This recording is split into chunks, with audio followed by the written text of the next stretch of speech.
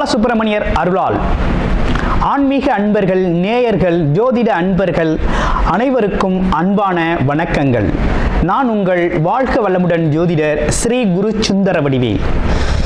இப்போ பார்த்தீங்கன்னா 2025 நடக்க இருக்கிற தமிழ் புத்தாண்டு எப்படி இருக்குது, என்னென்ன விசேஷங்கள் இருக்குது, ஒவ்வொரு ராசிக்கும் எப்படி இருக்கும், என்ன செய்யலாம், என்ன செய்யக்கூடாது, என்ன விதமான வழிபாடுகள் செய்யணும், ஒவ்வொரு நட்சத்திரங்களுக்கும் என்ன விதமான பலன்கள் இருக்குது, இந்த ஆண்டு முழுவதும் இருக்கக்கூடிய கிரக பெயர்ச்சிகளால் ஏற்படக்கூடிய மாற்றங்கள் என்ன, வளர்ச்சி எப்படி இருக்கும், குடும்ப வாழ்க்கை எப்படி இருக்கும், சுப நிகழ்ச்சிகள் எப்படி இருக்கும், வீடு, வண்டி, வாகனம் மற்றும் அசையும் மற்றும் அசையா சொத்துக்கள் யாருக்கு அமையும், குழந்தை பாக்கியம் யாருக்கு கிடைக்கும் அப்படிங்கும் பல்வேறு விஷயங்களை பற்றி இந்த ஒரு வருடம் இருக்கக்கூடிய மொத்த பலனையும் நம்ம இந்த வீடியோ மூலமா பார்க்க இருக்கிறோம்.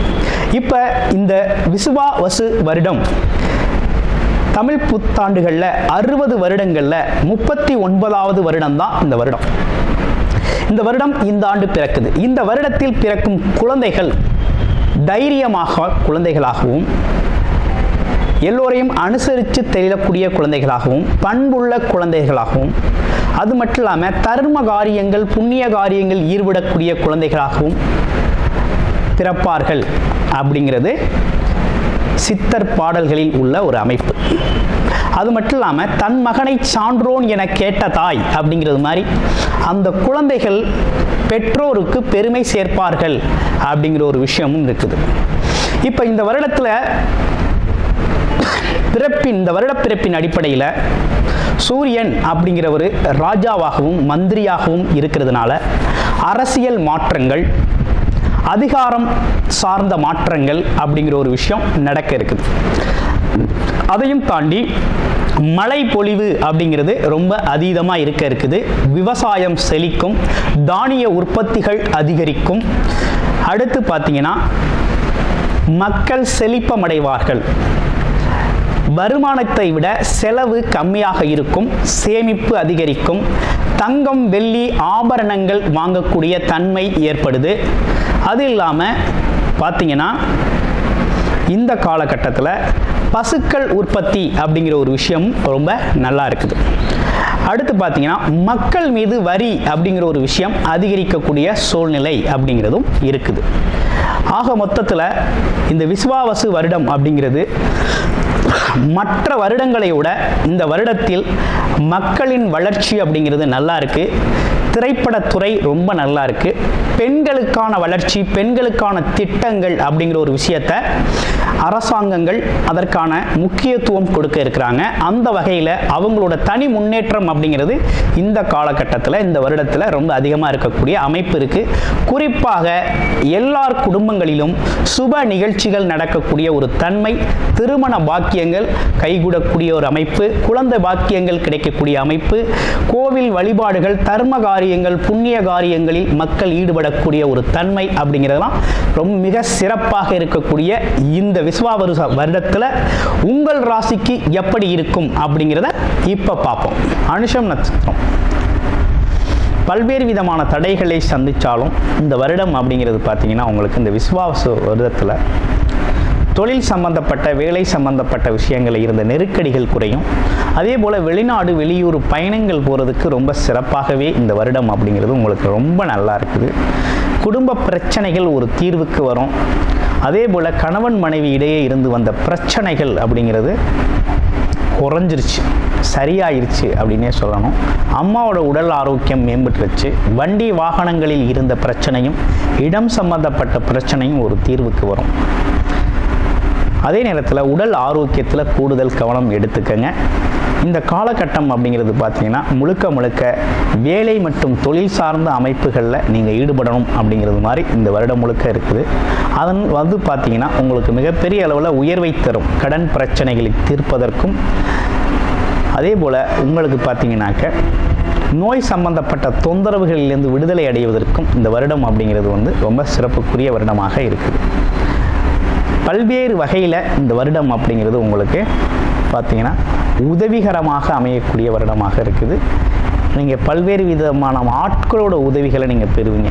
அதாவது நண்பர்கள் மூலமாகவோ அல்லது குடும்ப உறுப்பினர்கள் மூலமாகவோ உங்களுக்கு சாதகமான சூழ்நிலைகளும் சாதகமான விஷயங்களும் நடக்க இருக்குது. அனைவருக்கும் இனிய புத்தாண்டு நல்வாழ்த்துக்கள். சகோதரக்காரனாகிய செவ்வாய் பகவானை ஆட்சி அதிபதியாக கொண்ட விருச்சிக ராசி அன்பர்களுக்கு இந்த வருடம் குருவானவர் ராசிக்கு 7ஆம் இடத்தில் இருந்து அருள்பளித்துக் கொண்டிருந்தவர் களத்திர குருவாக இருந்தார்.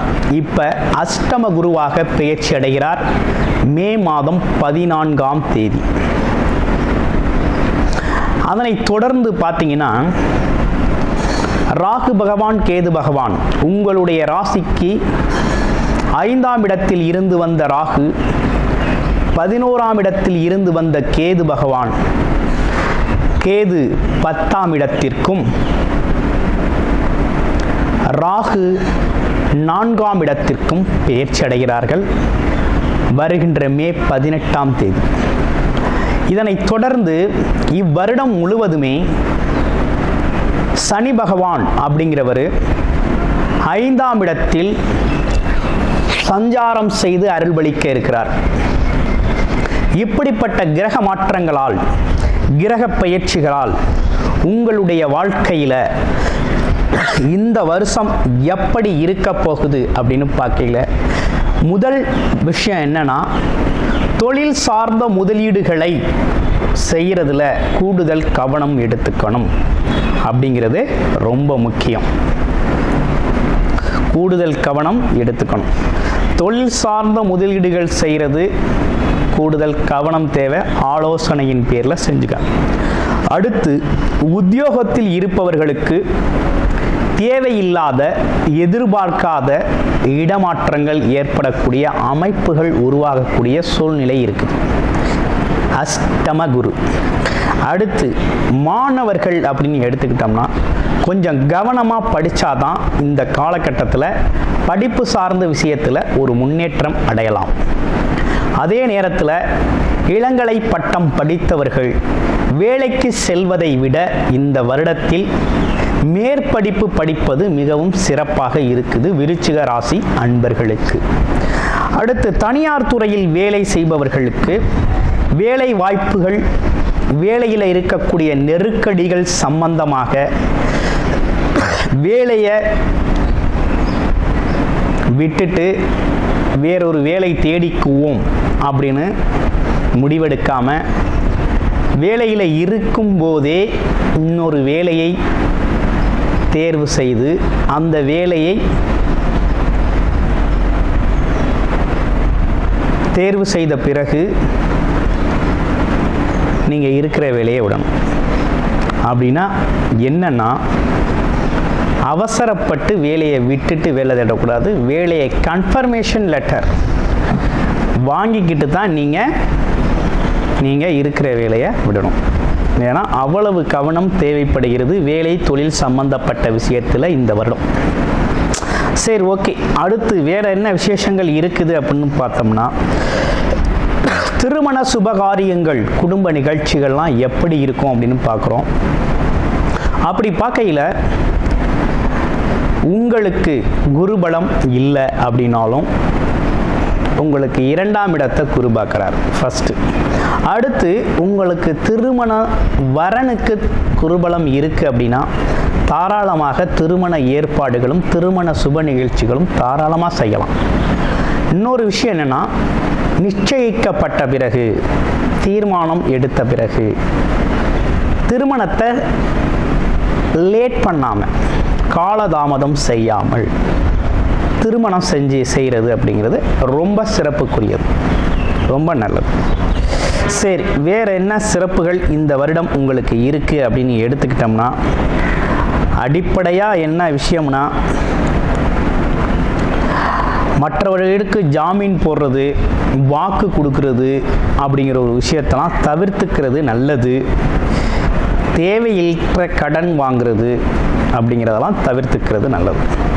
அடுத்து என்னென்னா, உடல் ஆரோக்கியத்தில் கூடுதல் கவனம் எடுத்துக்கணும். ஏன்னா அஷ்டம குரு அடி வயிறு மற்றும் வயிறு சார்ந்த பகுதிகளில் தேவையில்லாத உடல் ஆரோக்கிய குறைபாடு ஏற்படக்கூடிய அமைப்பு இருக்குது. உணவு மற்றும் விஷயத்தில் கொஞ்சம் கவனம் எடுத்துக்கங்க. உடல் ஆரோக்கியத்தில் கூடுதல் கவனம் ரொம்ப முக்கியம். சின்ன சின்ன சிகிச்சைகள் செய்ய வேண்டிய அவசியம் கூட வரலாம். அதனால் கொஞ்சம் கவனம் எடுத்துக்கங்க. மற்றபடி இந்த வருடம் அப்படிங்கிறது ஒரு நல்ல விஷயம் என்ன நடந்திருக்கு அப்படின்னு கேட்டோம்னா, விருச்சிக ராசிக்கு அர்த்தாஷ்டம பாதிப்பிலிருந்து முழுமையாக விடுதலை அடைஞ்சாச்சு. ஆனால் என்னன்னா, சனி போயிட்டாரு, ராகு பகவான் வந்து வேற அமர்ந்துட்டார் 4ஆம் இடத்துல. அப்போ பயணங்கள் சம்பந்தப்பட்ட விஷயம் பயங்கரமாக இருக்கும். அதாவது சுற்றுலா போகிறது, வேலை தொழிலுக்காக போகிறது அப்படின்னு பல்வேறு விஷயங்களில் இடமாற்றங்கள், இடம் சார்ந்த விஷயங்கள், பயணங்கள் அப்படிங்கிறது பயணங்கள் ரொம்ப அதிகமாக இருக்கும். பயணமாகவே இருக்கும். அதுக்கு ஏதாவது ஒரு காரணம் இருக்கும். பயணம் போகிறதுக்கு வயதுக்கு ஏற்றார் போல் இருக்கும்.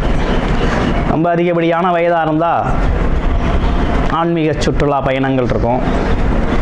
இடைப்பட்ட வயதில் வருமானத்திற்கான பயணம் அப்படின்னா வருமானம் சார்ந்து வெளிநாடு, வெளியூர், வெளிமாநில பயணங்கள். அடுத்து பார்த்தீங்கன்னா இன்பச் சுற்றுலா போகிறது அப்படிங்கிறது ஒரு குறிப்பிட்ட சாராருக்கு அமையும். அப்படிங்கிறது மாதிரி அமைப்புகள் இருக்குது. ஓகேங்களா? அடுத்து வேறு என்ன விஷயங்கள் இருக்குது அப்படின்னு பார்த்தோம்னா, கூடுதலாக உங்களுடைய ராசிக்கு இந்த வருடம் அப்படிங்கிறது இப்படிப்பட்ட பலன்களோடு அமைஞ்சிருக்குது. அதே நேரத்தில் பரிகாரம் அப்படிங்கிறது ரொம்ப அவசியம் அப்படிங்கிறது தேவைப்பட்டிருக்குது. என்ன மாதிரி பரிகாரம் நீங்கள் செஞ்சுக்கணும் அப்படின்னா, அடிப்படை பரிகாரம் அப்படின்னு பார்த்தோம்னாக்க, இந்த விருச்சிக ராசி அன்பர்கள் இந்த வருடத்தில் ஒரு முறையாவது திருச்செந்தூர் போயிட்டு வரணுங்க. திருச்செந்தூர் போயிட்டு வந்து அங்கே நடக்கக்கூடிய பூஜையில் கலந்துக்கிட்டு அபிஷேகம் செஞ்சு வழிபாடு செஞ்சுட்டு வர்றது ரொம்ப நல்லது. அடுத்து வாரம் வியாழக்கிழமைகளில் நெய் விளக்கேற்றி வழிபாடு செய்கிறது அப்படிங்கிறது ரொம்ப முக்கியம். வாழ்க்கை வளம் பெறும், பொருளாதாரம், செல்வம் மற்றும் பல்வேறு விஷயங்களுக்கு நன்மை அளிக்கும். உங்கள் அனைவருக்கும் இனிய தமிழ் புத்தாண்டு நல்வாழ்த்துக்கள். கூடுதல் தகவலாக நேயர்களின் விருப்பத்திற்கிணங்க நமது ஸ்ரீ பாலசுப்பிரமணியர் ஆலயத்தில் அனைத்து விதமான சகல விதமான தோஷங்களும் நிவர்த்தி அடைய பரிகார பூஜைகள் தொடர்ச்சியாக நடக்க இருக்குது. அது மட்டும் இல்லாமல் திருமண தடை, குழந்தையின்மை, தொழில் முன்னேற்றம், வேலை வாய்ப்பு கிடைத்தல், ராகு கேது தோஷங்கள் நிவர்த்தி அடைய, குலதெய்வ அருள் கிடைக்க, கடன் பிரச்சனை தீர, வாழ்வில் பணம், பொருள், செல்வாக்கு அதிகரிக்க, இப்படிப்பட்ட விஷயங்களுக்காக பல்வேறு விதமான சகல பிரச்சனைகளுக்கும் தீர்வு கிடைக்கும் வகையில் பரிகார பூஜைகள் நமது ஸ்ரீ பாலசுப்பிரமணியர் ஆலயத்தில் நேயர்களின் விருப்பத்தின் பேரில் தொடர்ச்சியாக நடக்கிறதுக்கு.